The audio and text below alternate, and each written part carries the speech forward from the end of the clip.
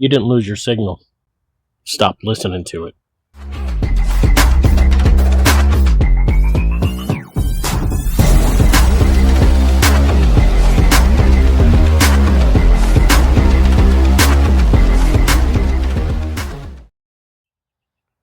So I've been thinking.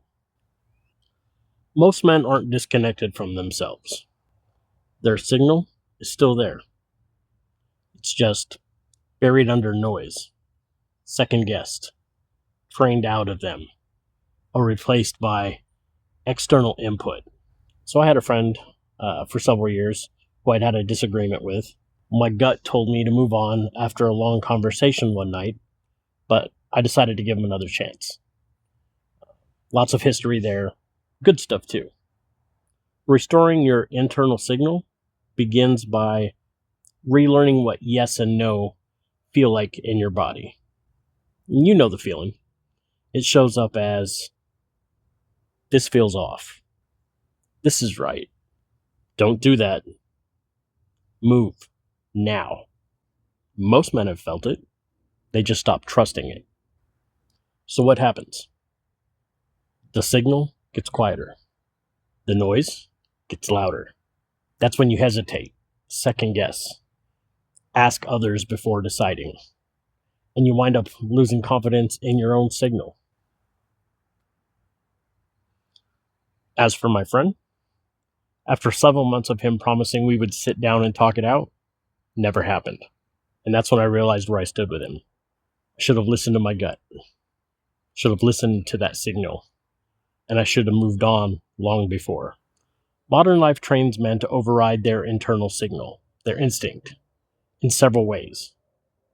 By deferring to the group, waiting for permission or approval, outsourcing judgment, or prioritizing comfort over clarity.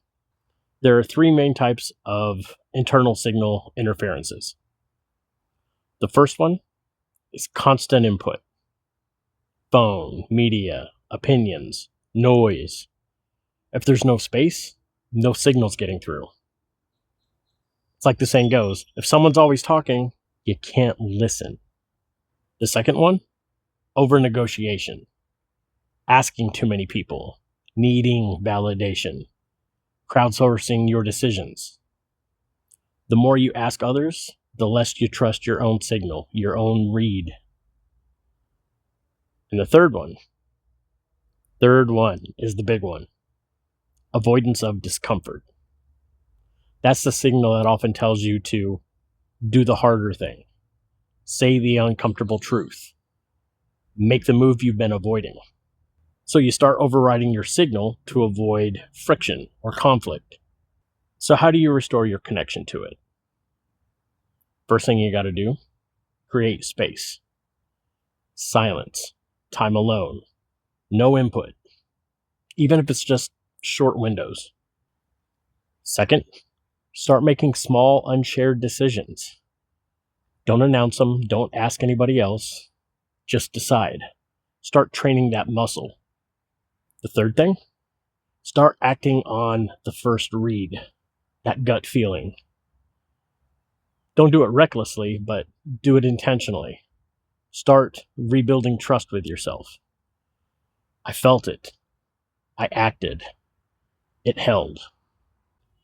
And the fourth one, stop explaining everything. This one's subtle, but it's very powerful. Men who've lost their signal justify themselves constantly. They explain every decision. But signal-driven men, they just decide and move. So what happens when the signal comes back? This is the payoff. Your decisions get faster. Your hesitation drops. Your confidence levels out and stabilizes.